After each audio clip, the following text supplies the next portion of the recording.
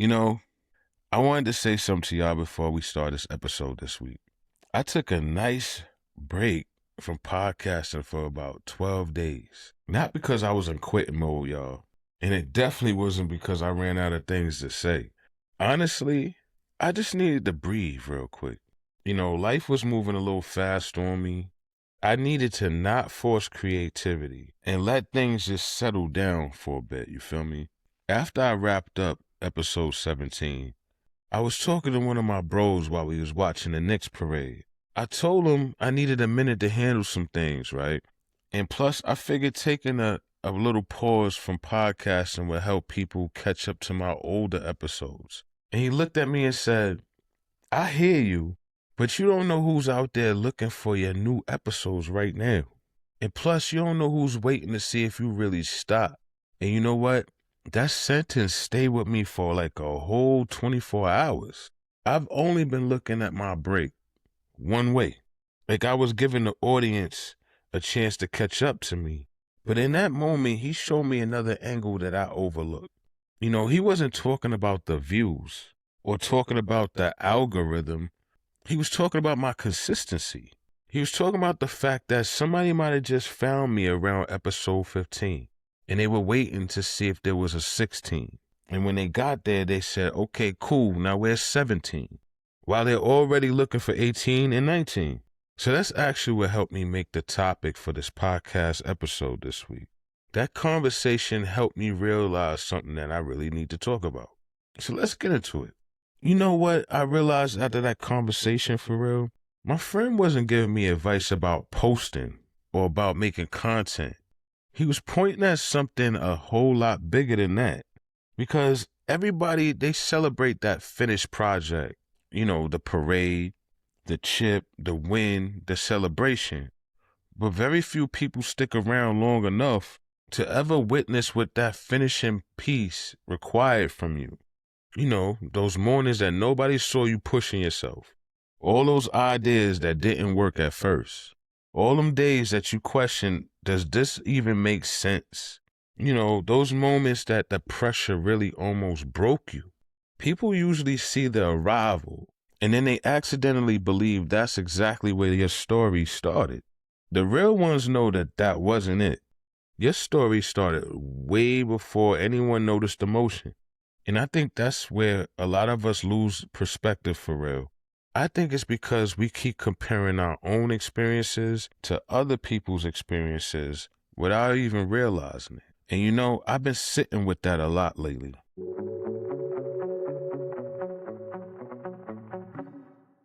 Welcome back to Word Forward, y'all, where we build structured clarity in this noisy world together.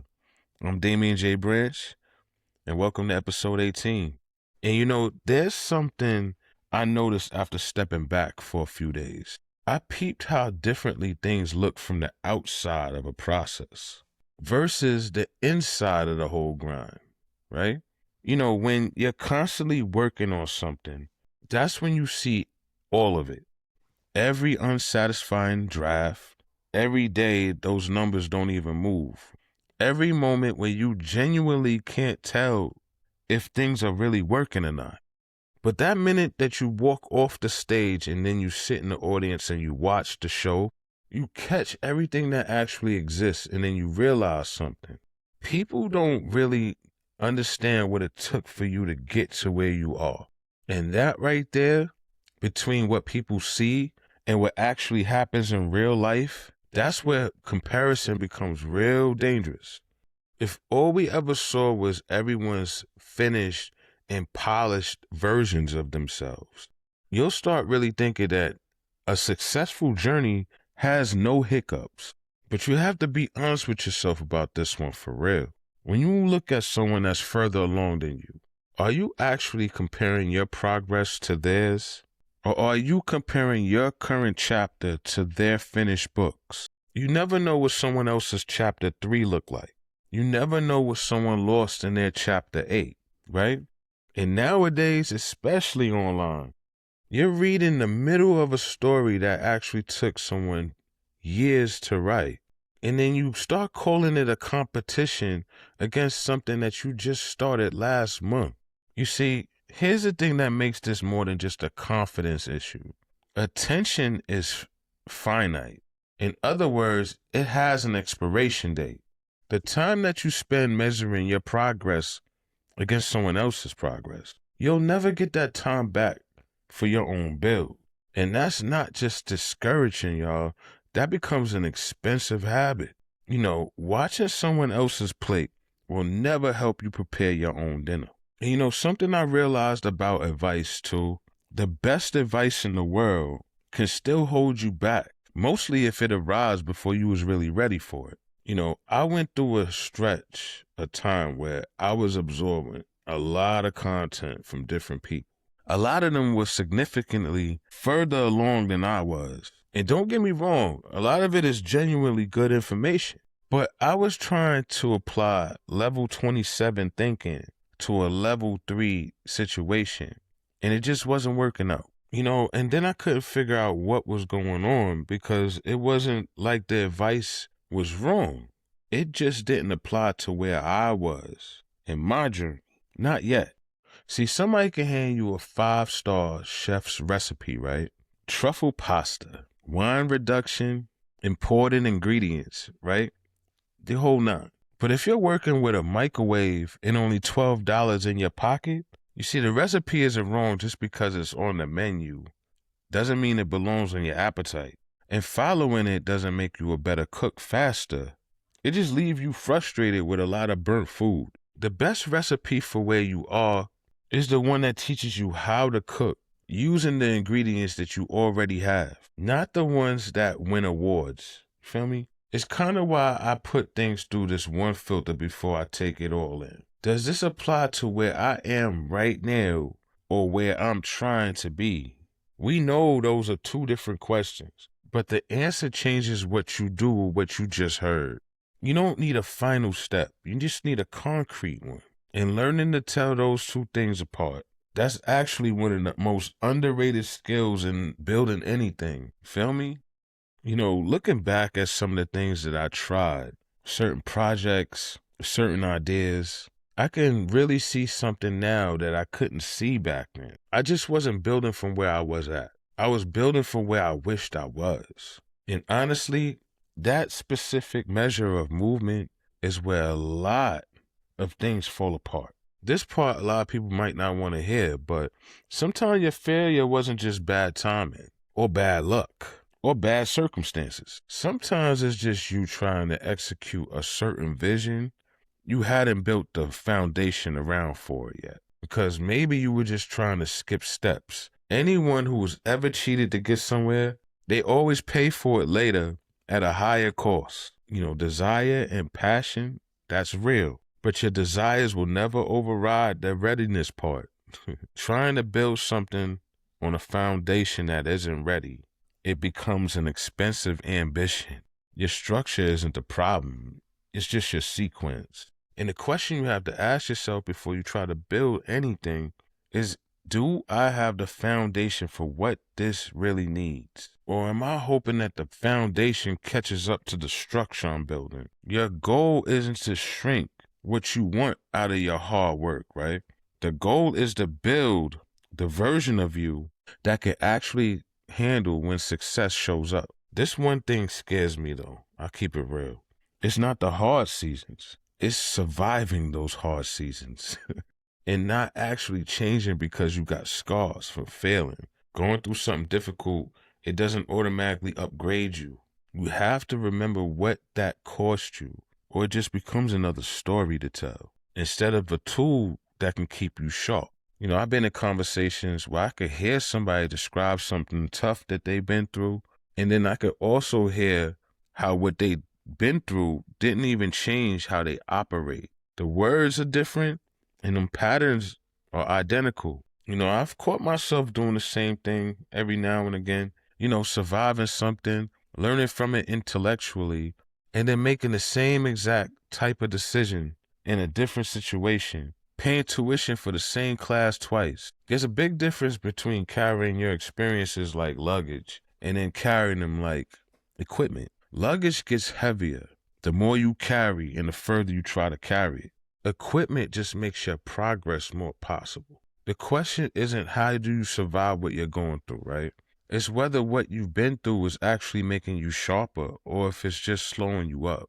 If you're being real with yourself, you probably already know which one it is right now. Okay, so real quick, last episode, episode 17, we talked about what it costs to actually be heard out here. I don't want to repeat that whole conversation. If you haven't listened to it, it'll hit different after you're done with this one. So go check it out. But there's something I realized after recording it, right? After it dropped. People who dismiss you at the beginning of your build aren't just being critical. They're actually just being people. It's funny, but most people can't see the potential in others. They can only respond to the proof that it exists. So when somebody shows up before they have proof, before the numbers even back them up, before they can prove that they have a case, and then they get dismissed, that's not just mean feedback for real. That's just a natural response of most people versus the unproven work. But here's what connects to that chipping part. The work that nobody witnesses is actually in the quarter where most dismissals happen. Because there is no win yet. There's nothing to gauge. There's only you believing in something, and that something doesn't even have the evidence that it's going to work. The people who quit during that point aren't weak-minded people. They just ran out of belief before the evidence showed up. The ones who stick around, even when the response is silence or skepticism, those are the people who eventually become successful. So, I'm watching the Knicks parade, right? And I'm watching it from home, which if you know anything about my situation, that's just where I am right now. And I'm watching this thing. Everybody's out there. I'm talking millions of people. It's like my city is alive once again. The energy is huge, right?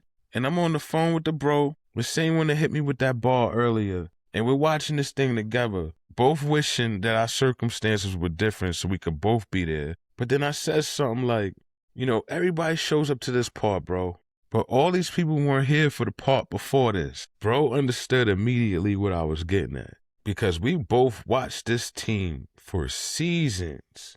In seasons that had no business even having views. Through all the years that the trades and the drafts and the rebuilds felt pointless, right? Through all those moments where next year started to feel like a sad punchline. Look how everybody loves them now. It's like everybody believed all along, right? Boo, no they didn't. They believed after the evidence was there. And some of those people even missed the biggest comeback in history because they were more positive to count them out. And that's not a Knicks thing. That's just how people are wired for real. Most people will support the proof, not the potential. Hey, look, that's fine. As long as you're not one of those people when it comes to your own life. Because the chip, the championship, the win, the breakthrough, whatever yours looks like, none of that comes before you swing the axe.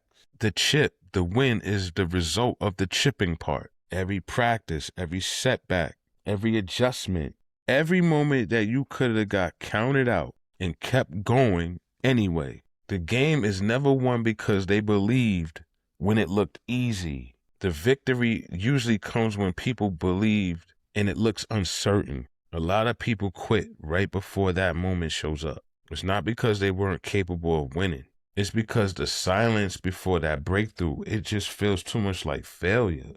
And when you're in the inside of your build, you really can't tell the difference. And those people usually stop, never finding out what was on the other side of trying one more day. Everybody's going to see your success once it's successful. A lot of people wasn't around for your grind. Those mornings when your energy was real low and you did it anyway. When them ideas didn't really work out, but you tried again. Them days where you question yourself, does any of this make sense? People will see you celebrate and think that's where your story started. But we know that your story started way before anyone caught your wave. You know what? Maybe that's why people only celebrate the wins. And maybe that's the only reason why people celebrate this win. A lot of them weren't around for the bad moments. But if you're the one doing your own chipping right now, if you're in that part that nobody's applauding for yet, don't confuse the silence with failure. Keep chipping anyway. If this episode hits you for real, I want you to share this with somebody that's in their chipping stage right now. Follow Word Forward on all platforms, Spotify, Apple, YouTube. And I want you to drop a comment for me and tell me something. What part of your process is nobody witnessing right now? I want to read those for real. I'm going to respond back too. Let's not forget the inner circle is in the description so we could take these conversations a lot further. This is Word Forward, y'all. I'll see you in the next one.